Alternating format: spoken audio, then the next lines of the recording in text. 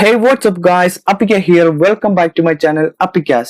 Really miss you guys. മന്ദന്റ് ആയതുകൊണ്ട് കുറച്ച് BC ആയിപ്പോയി, അതാണ് പുതിയ വീഡിയോസ് ഒന്നും ഇടാത്തത്.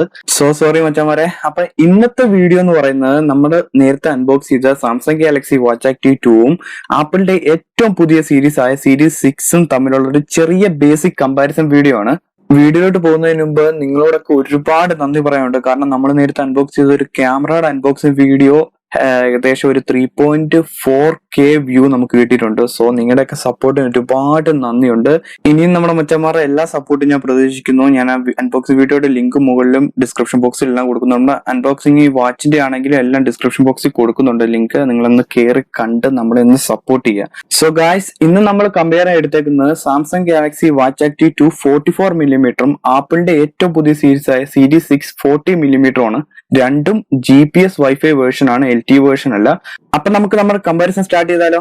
ഫസ്റ്റ് തന്നെ നമുക്ക് നമ്മുടെ ആപ്പിൾ മച്ചമ്പി നോക്കാം. ഈ കഴിഞ്ഞ സെപ്റ്റംബർ 18 ആപ്പിളിന്റെ രണ്ട് സീരീസ് ആയ 44mm ലോഞ്ച് ചെയ്തത്.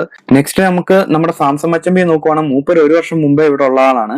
Samsung Galaxy watch active 2 September 2019 44mm aluminium അതുപോലെ സ്റ്റെയിൻലെസ് സ്റ്റീൽ ആയിട്ടുള്ള വേർഷൻ ലോഞ്ച് ചെയ്തിരിക്കുന്നത്.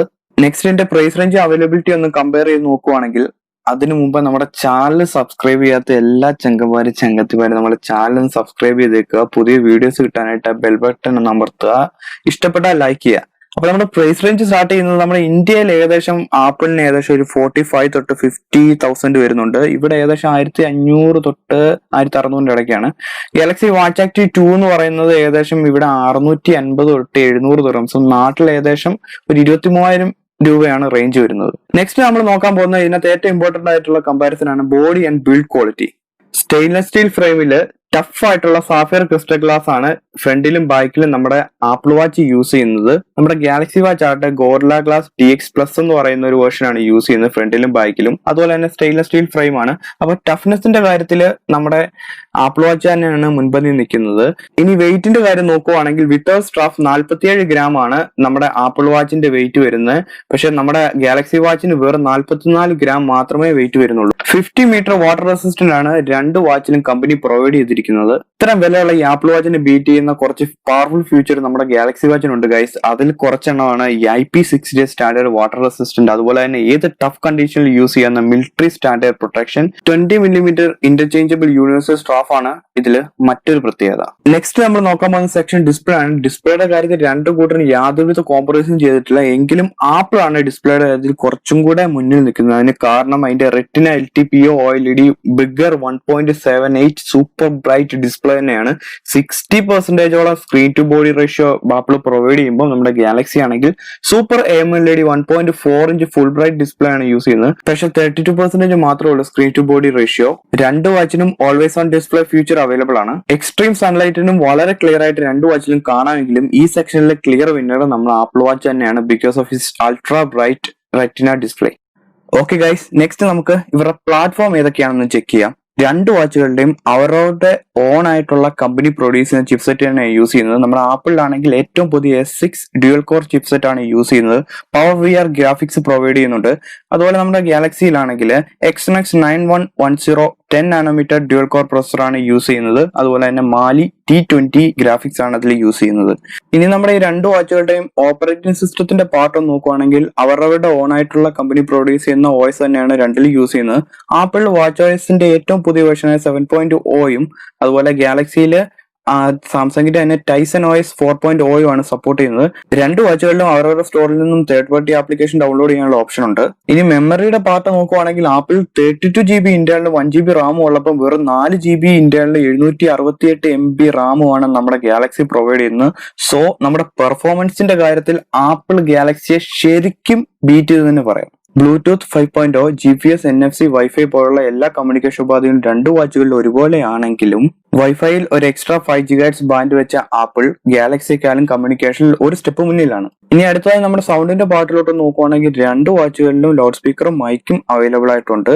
ഫസ്റ്റ് തന്നെ നമ്മുടെ ഗാലക്സി വാച്ചിലോട്ട് നോക്കുവാണെങ്കിൽ ഇപ്പൊ നിങ്ങൾക്ക് കേൾക്കുന്നുണ്ടായിരിക്കും. നല്ലൊരു സൗണ്ടഡ് ആയിട്ടുള്ള ലൗഡ് സ്പീക്കർ തന്നെ യൂസ് ചെയ്യുന്നത്. അതുപോലെ തന്നെ വോയിസ് കോളിന് വേണ്ടി നല്ലൊരു മൈക്കും പ്രൊവൈഡ് ചെയ്യുന്നുണ്ട്. ഇനി ആപ്പിൾ വാച്ചിന്റെ കേസ് നോക്കുവാണെങ്കിൽ അഡ്വാൻസ്ഡ് സെക്കൻഡ് ജനറേഷൻ മൈക്കും സ്പീക്കറും ആണ് പ്രൊവൈഡ് ചെയ്തിരിക്കുന്നതാണ് കമ്പനി അവകാശപ്പെടുന്നത്. നല്ല ലൗഡർ സൗണ്ട് തന്നെയാണ് ആപ്പിൾ വാച്ചും പ്രൊവൈഡ് ചെയ്യുന്നത്. അപ്പൊ മറ്റേ നമ്മുടെ വാച്ചിന്റെ കമ്പാരിസന്റെ പകുതിയിൽ കൂടുതൽ പാർട്ട് നമ്മൾ ഇപ്പൊ കവർ ചെയ്ത് കഴിഞ്ഞു. ഇനി ഏകദേശം ഒരു 2 പാർട്ടും കൂടെ കവർ ചെയ്യാനുള്ളത്. അതിലൊന്നാണ് ബാറ്ററി. രണ്ടുപേരുടെ ബാറ്ററി കമ്പാരിസൺ നോക്കുവാണെങ്കിൽ നമ്മുടെ ഗാലക്സി വാച്ച് നമ്മളെ ഞെട്ടിച്ചെന്ന് തന്നെ പറയാം. കാരണം ഏകദേശം ഒരു ദിവസത്തിൽ കൂടുതൽ ഇതിന്റെ ബാറ്ററി ലാസ്റ്റ് എങ്കിൽ ആപ്പിൾ ഏകദേശം 18 മണിക്കൂർ മാത്രമാണ് ടിപ്പിക്കലി യൂസ് ചെയ്യുന്നത്.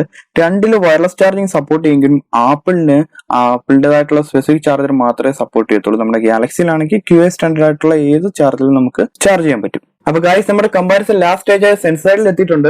നമ്മുടെ 2 വാച്ചുകളിലും സ്റ്റാൻഡേർഡ് ആയിട്ടുള്ള accelerometer, gyro, heart rate, barometer, altimeter, compass, VO2 max ഉള്ള എല്ലാ സെൻസറുകളും കമ്പനി പ്രൊവൈഡ് ചെയ്യുന്നുണ്ട്. ഈ സെൻസറിൽ ഏറ്റവും എടുത്തു പറയേണ്ട സെൻസറാണ് നമ്മുടെ വാച്ചിന്റെ ബാക്ക് സൈഡിൽ കാണുന്ന ബിഗർ ഹാർട്ട് റേറ്റ് സെൻസർ. നമ്മുടെ ഈ 2 വാച്ചുകളുടെ ഈ ബിഗർ സെൻസർ ECG സർട്ടിഫൈഡ് ആണ് ഗൈസ്. എങ്കിലും നമ്മുടെ ആപ്പിളിന്റെ HR സെൻസർ സാംസങ്ങിന്റെ HR സെൻസറിനെക്കാൾ ഒരുപാട് മുന്നിലാണ് ഗൈസ്. അതിന് കാരണം ഇതിൽ പ്രൊവൈഡ് ചെയ്തേക്കുന്ന ഹൈലി എലിമിനേറ്റഡ് ആയിട്ടുള്ള ഈ 4 LED-യും അതുപോലെ തന്നെ 4 അക്യുറേറ്റ് ഉള്ള ഫോട്ടോ ഡയോഡും ആണ്.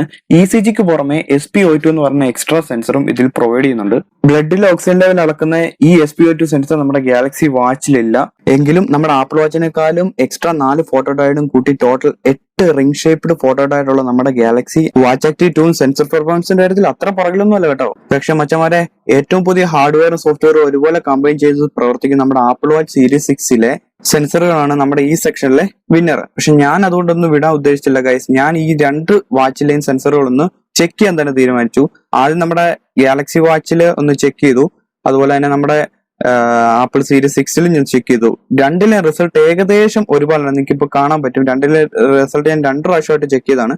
രണ്ടിന്റെ റിസൾട്ട് ഏകദേശം സെയിം തന്നെയാണ്. അപ്പൊ 2 വാച്ചിലെ സെൻസറുകൾ അത്ര മോശമൊന്നുമല്ല.